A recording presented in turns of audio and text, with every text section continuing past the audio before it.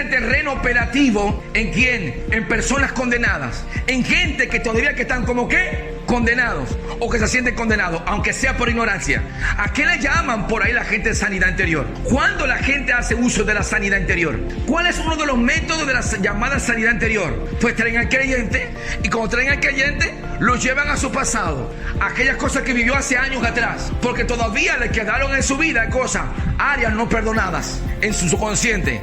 Y cuando esa persona entonces pide perdón o es perdonada en su conciencia, entonces muchas de estas personas que se le administra este método psicológico, que es un sistema mentalista de trabajar con la mente, se manifiestan muchas veces como los demonios. ¿Por qué operan los demonios en personas cuando a veces la administran la llamada sanidad interior? ¿Por qué? Por un evangelio mal anunciado, por un evangelio mal enseñado, porque no se ha enseñado la obra completa ¿de quién? De la cruz del Calvario. Que fuimos expiados, nuestros pecados fueron expiados, que fuimos propicios, entramos también en propiciación a través de la sangre del Hijo, calmó la ira de Dios, Dios nos perdonó y también que nos dejó libre. Cuando lo contrario de alguien libre es alguien que está como atado, alguien que está preso. Es lo contrario de alguien libre. Pero ¿cómo es posible que alguien que está en Cristo esté preso? A menos que que la ignorancia todavía esté acá. O sea, de nada le sirve que usted haya sido libre desde hace siglos allí en la cruz del Calvario y usted no lo sepa. O sea, la ignorancia es una de las armas que usan las tinieblas para volver a entrar a la vida de una persona, porque en su mente piensa que todavía que está como condenado. Y alguien condenado es alguien que es terreno operativo ¿de quién? De los demonios, de los ángeles caídos. Es por eso que cuando iniciamos el evangelio correctamente, hablamos de la expiación, hablamos de la propiciación, de que ya se calmó la ira de Dios, y hablamos también de cosas ¿de qué? De la redención, que la palabra redención significa dejarte libre. Es alguien que ya fue perdonado, alguien que calmó la ira de Dios y alguien que quedó libre, pero no libre por sí mismo, sino libre ¿por quién? Por la sangre de Jesucristo.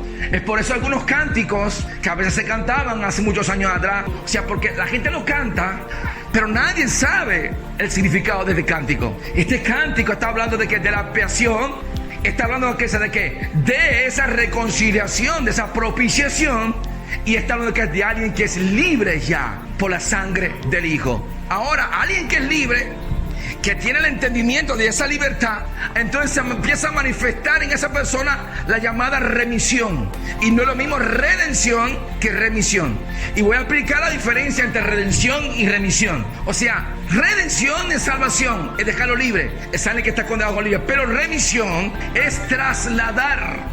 Es cuando usted traslada los errores de alguien, los pecados de alguien, los problemas de alguien, son trasladados bien lejos. Eso es remisión. Ahora, remisión significa trasladar. O sea, Él que hizo, trasladó tus pecados, ¿a dónde? A la cruz del Calvario.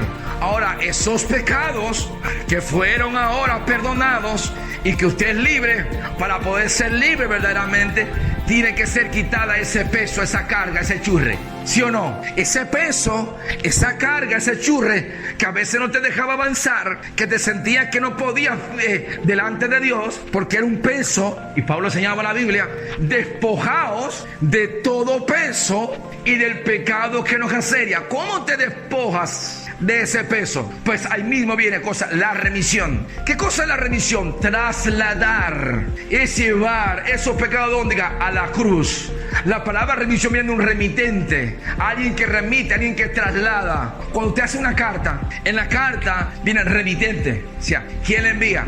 Y cuando usted hace una remisión viene también, usted va al médico, a un policlínico, a un lugar, una clínica, y usted está enfermo, pero allí no pueden solucionar su problema por el cuadro clínico que tiene, y entonces el personal que esté allí capacitado hace una remisión para un lugar de mejor atención, para que se resuelva el problema que tú tienes, porque el que tienes aquí, ellos no te lo pueden resolver y hacen una remisión.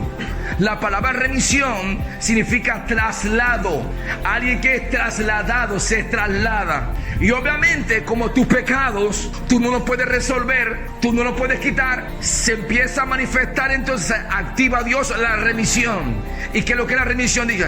Trasladó tus pecados, porque como no podía resolverlo contigo, lo traslada a la cruz donde estaba su hijo, derramando su sangre, y allí sí se resuelven tus pecados. O sea, en tu justicia, en tu sangre, en tus obras, no se resuelve tu pecado, pero en la remisión, cuando el Padre traslada y el Hijo traslada tu pecado a la cruz, allí son resueltos los problemas de tu pecado, los problemas de tu deuda. Es por eso que hoy, como que eres libre en Cristo Jesús, ya no cargas contigo todo ese peso y toda esa condenación. Ahí está el punto. Y voy a aplicarlo con pocas palabras para que usted vea la obra preciosa de Cristo en la cruz del Calvario. Estos cuatro palabras que la lee en la Biblia, pero usted a veces la lee y no la entiende. Pero a través de enseñanza sencilla, quiero explicarle qué significa expiación, qué significa propiciación, qué significa redención y remisión. O sea,